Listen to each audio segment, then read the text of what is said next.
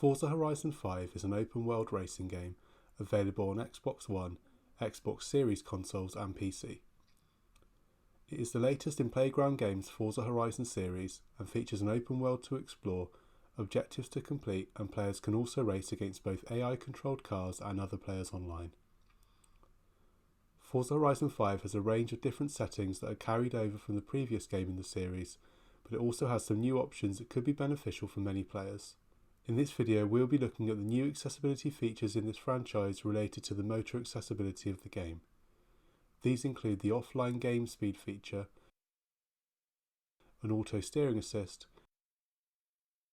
and a new tourist difficulty level option. The first new feature we will look at is tourist mode.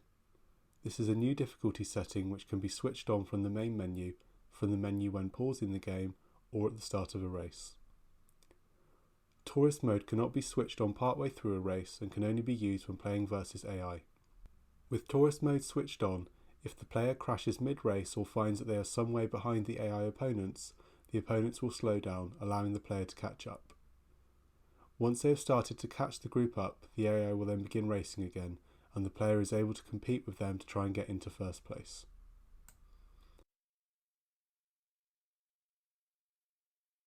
Within difficulty settings, there is a range of assists that could be helpful. One way to switch these on or off is by selecting a driving assists preset. There are 4 presets to choose from, plus you can create a custom preset. The easy preset, for example, switches on assisted braking, plus several other helpful assists such as traction control. It leaves steering as standard, but in Forza Horizon 5 there is the option to change this to assisted or auto steering and create a custom preset. Auto steering is applied providing you have an on-screen racing line, such as when you are either in a race or challenge or have selected a destination on your map.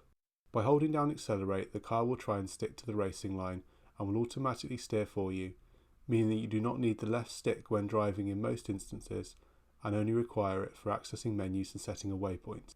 The car will drive into other vehicles and knock them out of the way, so whilst you can choose to manually steer to get around other cars, this is not required.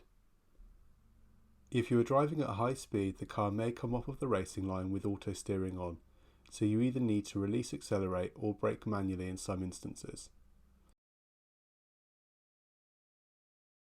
With the braking assist on, you can play just by holding down accelerate to brake and steer automatically until you reach your destination or complete the race. Releasing accelerate appropriately can increase your control of the vehicle. This is a way to play with a single button, but you can add the left stick and a button for brake. The other new steering assist, assisted steering, can be helpful for players who have access to the left stick but feel that they would benefit from some help when steering. The assist tries to keep you close to the racing line, but you do also need to steer to avoid coming off the road and crashing.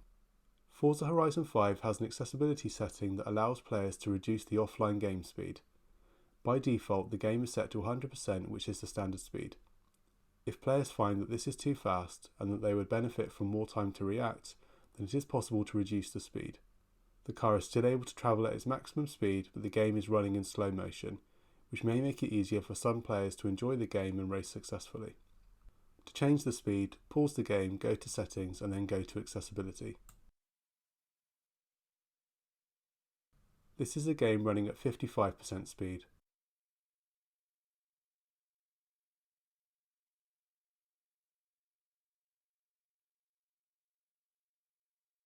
And now at 40%, which is the lowest speed. The lower the speed, the more time the player has to react. In addition to these new features, Forza Horizon 5 features some options that appeared in Forza Horizon 4, including remapping, and it is also possible to change several settings in the advanced controls menu, such as inverting the vertical camera and changing multiple dead zones. Being able to create a custom control scheme and changing these settings could be helpful for many players, and these settings are similar to those found in Forza Horizon 4. We hope that this video has been helpful.